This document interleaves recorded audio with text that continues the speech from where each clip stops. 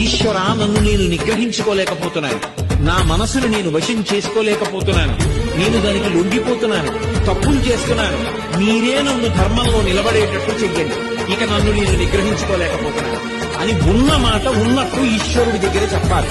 అంతేకాని ఆయన దగ్గరికి వెళ్ళి మహానటుడిలా పరమ ఉత్తముళ్ళ నిలబడకూడదు.